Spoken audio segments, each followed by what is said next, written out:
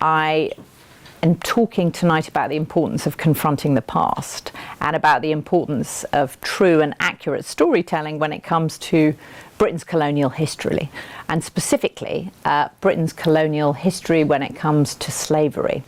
Because, for example, when I was at school, we were just taught that Britain abolished slavery, not that Britain was very involved in slavery and the slave trade. And when I was at the BBC, I reported a documentary about my ancestors' links to enslavement in Grenada. And that set me off on a path, really in conjunction with Grenadians, about what that means to have those links hundreds of years later and what can be done to try to repair the damage of the past. And so that is the theme of this evening, is the importance of confronting the past. A lot to unpack. I know, it's a lot. A lot to unpack. So you've left the BBC yes. to go on this journey of exploration and campaign for reparative justice. That mustn't have been an easy decision. But what led you to that conviction to say that this is what I want to do? Well, I guess, because now I'm old and ugly. And not true. Not true. But the good thing about being older is that, I had an absolutely amazing career at the BBC. I achieved everything that I wanted to. I saw some things that I didn't particularly want to see, including, for example, being on the steps of the US Capitol on January the 6th, 2021. And seeing an actual attempt to stop the certification of Joe Biden's election victory, which, although ultimately unsuccessful, it was really an extraordinary event to witness. But that actually in particular made me think about the importance of truth and the importance of storytelling. The number of people there on the steps of the US Capitol who really believed that the election had been stolen from them and were really outraged. So I guess what I thought was, after the documentary went out in May of 2022, and it was called Grenada, Confronting the Past, there was so much reaction around the world and within the Caribbean, and Grenadians who I met said, it's fantastic that we're now having this conversation about repair and restorative justice, and we think it would be really important if your family apologised for what your ancestors did in enslaving our ancestors, and we also think it would be really important if you could pay reparations of some form, because it would set an example. And that, to me, having been at the BBC for so long, the idea of setting a public example, because that's what a public service broadcaster does, that really resonated with me. And also the idea of doing something in partnership with Grenadians, facing the past together and trying to look forward. So I went for a walk with my husband on a snowy day in New York, and I said, I'm going to be a pensioner in a couple of months. So I think this is what I want to do. I want to leave the BBC, and I see this as a form of storytelling to help to tell the Caribbean story. And he said, are you completely mad? And I said, no, this is what I'm going to do. And so he said, well, no good trying to talk you out of it, I guess. And so that was then, and this is now. So, you then went on to co-found the Heirs of Slavery. Yes. What's that all about? So that with 7 other people who have this background of being descended from enslavers in the British Caribbean. It's a loose collective, and the idea is to encourage others with this background to acknowledge this past and to call on Britain's government to engage in negotiations with the Caribbean on the basis of their 10-point reparations plan, which is now 10 years old. So, and since launching that group in April, more than 100 families, actually from all over the world, with this same background have come forward. So there's definitely, post Black Lives Matter and George Floyd, there's much greater awareness of the legacies of slavery, which we still see today.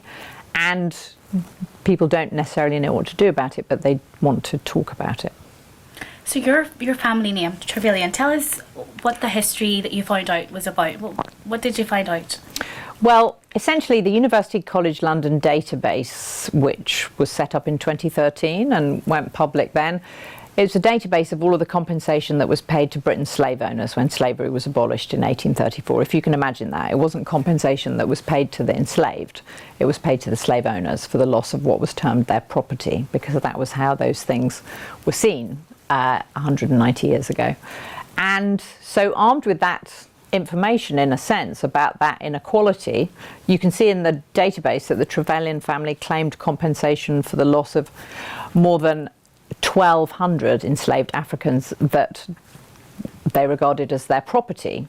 And that led me to Grenada, to the names of the plantations, to Grenadian historians, and to Grenada's National Reparations Committee. And then when I went to Grenada, I learned about the legacies of slavery which are still apparent on the island today. I interviewed schoolgirls who told me about colorism. They told me about the very harsh discipline that their parents suffered at the hands of their grandparents.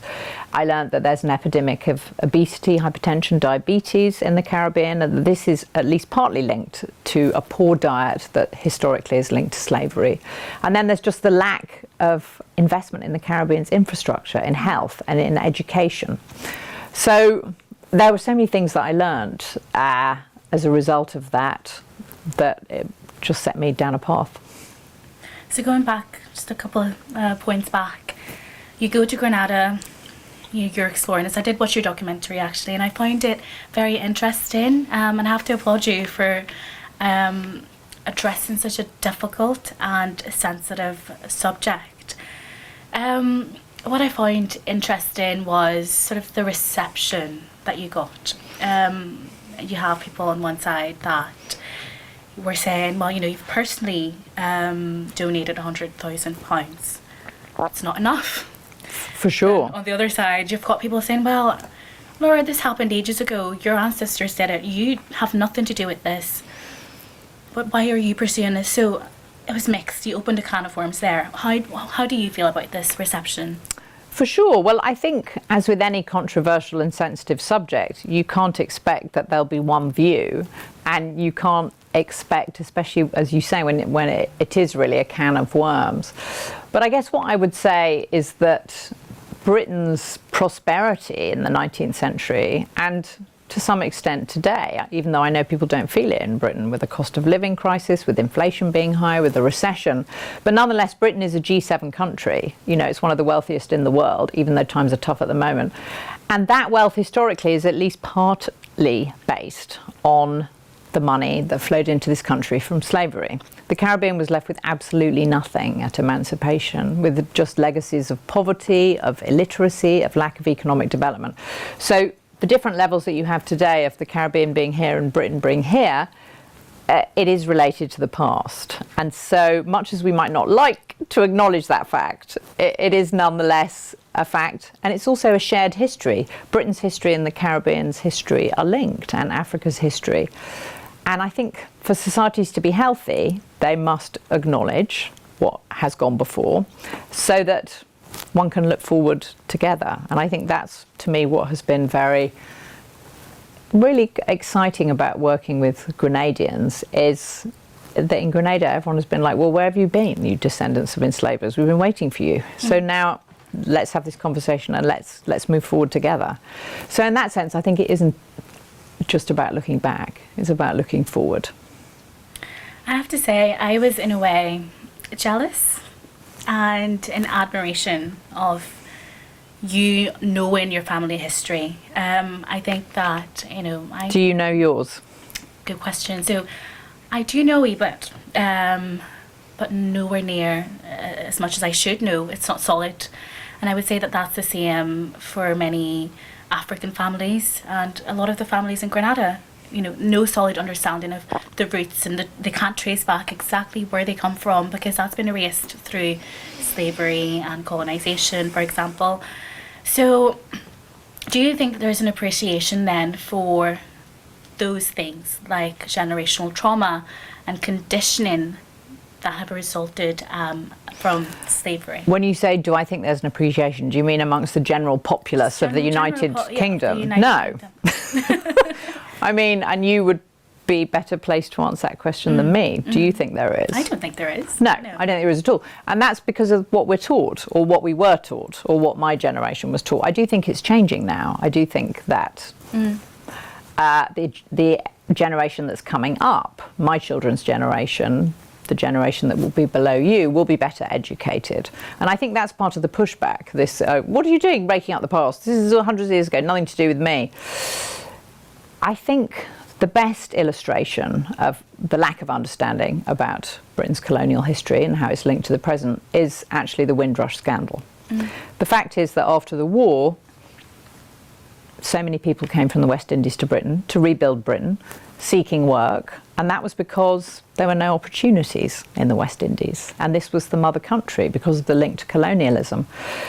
And then the fact that many years later people who thought Britain was their home actually faced deportation and loss of benefits because they didn't have the proper documentation.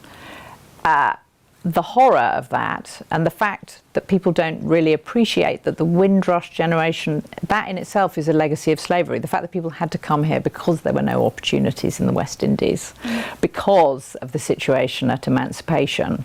I think it's very poorly understood here and poorly appreciated. And well, you would be able to speak to this better than me, but the idea that people don't know who their great-grandparents were or their great-great-great-grandparents. What I was told by Professor Sir Hilary Beckles, who's the Vice-Chancellor of the University of the West Indies and the Chair of CARICOM's Reparations Commission, is that there's a pain in not knowing who you are. There's a pain in the fact that your history is a void. I mean, I know who I am. I can trace my ancestors back to they're in the Doomsday Book. They were farmers.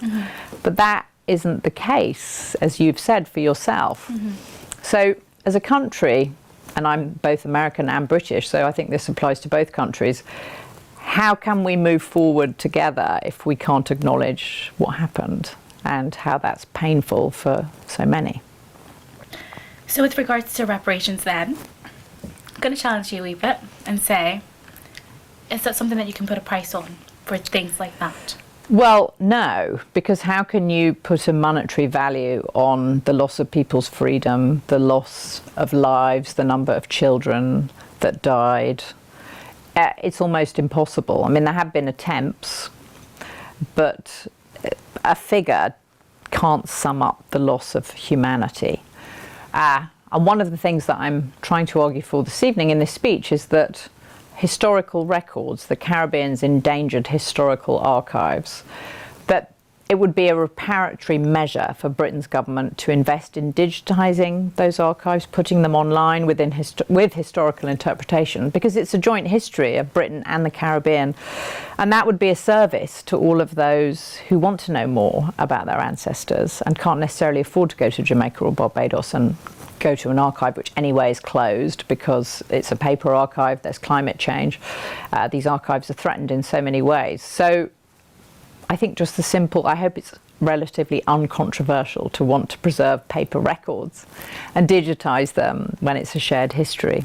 No, yeah, I mean, I think when you talk about reparations, a lot of people may misunderstand what those reparations are for, what they're going to do, but I suppose, I guess, investing in that history again is probably what you're talking about. Well, the CARICOM, which is the Caribbean governments, mostly the former British colonies, has a 10-point reparations plan, which they've had it since 2014. They've asked the former colonial powers, including Britain, to negotiate on the basis of that plan. The first point in that plan is an apology, but it includes investment in infrastructure, health, education, and also cultural heritage. So I guess I'm trying to take up the cultural heritage bit of it this evening and argue that isn't that, you know, a relatively inexpensive and uncontroversial bit of the Caribbean's reparations plan that would preserve a shared history of Britain and the Caribbean that would be of interest to the diaspora and something that could be done and should be done because those archives are endangered. So you talk about true storytelling, the archives that you're mentioning. In educating our next generation in the school system, how do you think history should be taught moving forward? Well, I would hope that a full history of colonialism and empire would be taught, which isn't, by the way, finger pointing or running Britain down or saying it's a terrible place and that everything was bad, which is part of the reaction you get when discussing this subject. But just when I was at school, we were just taught that Britain abolished slavery, and that was really, and that William Wilberforce was really fantastic, and that's all I knew. And that's obviously a very partial history. So I would hope that the generations coming up would be taught a full history of abolition, about the many rebellions by the enslaved in the West Indies, about how people struggled for their freedom and how that inspired the abolitionists in Britain. They didn't just think of it by themselves, which was kind of the story, the national narrative that was taught to my generation and above. But I hope just a fuller accounting of history, and one that is a shared history and not just a history of the white abolitionists, that is a way forward. So your family has apologised? On behalf of our ancestors, yes, for their role in enslaving Grenadians, the ancestors of Grenadians. And you think Rishi Sunak and King Charles should apologise too? Well, Rishi Sunak has said that this government won't, that they don't want to unpick the past. King Charles, on the other hand, if you look at his public statements, he has said that he is seeking to deepen his understanding of the enduring impact of slavery. He said that this is a conversation whose time has come. The royal family is linked to slavery through something called the Royal African Company, which actually shipped the enslaved from Africa to Britain's colonies. So there's a direct link, and the king is indicating that he's thinking about it. What he's going to do, who knows? But you would think the Dutch king has apologised for the Dutch royal family's links to slavery. So there's a precedent there for a European royal to apologise.